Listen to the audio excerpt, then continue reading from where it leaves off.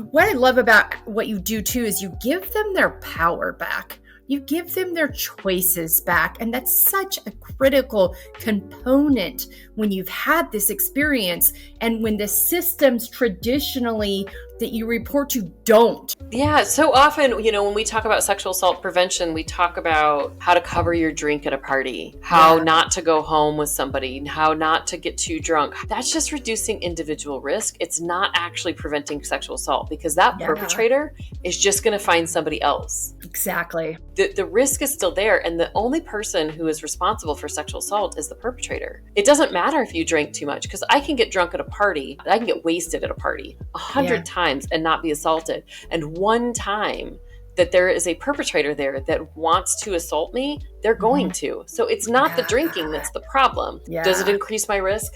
Maybe, but why? And it's because, perpetrators look for somebody to take advantage of.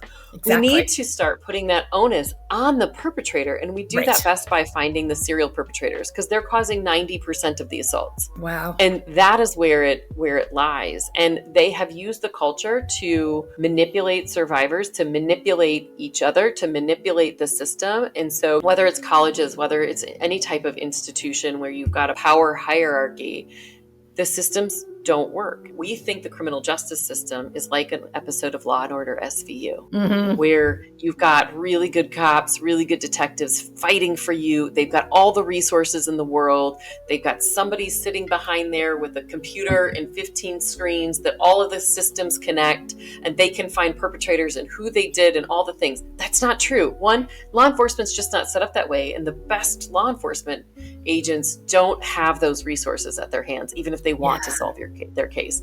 They're not trained in trauma-informed practices most of the time.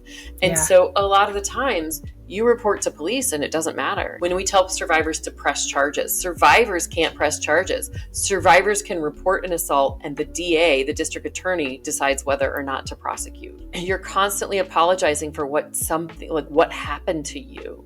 I have to apologize for what I wore. I have to apologize for how much I drank. And let's cut those lists out. Again, that will help reduce risk. It's not preventing sexual assault.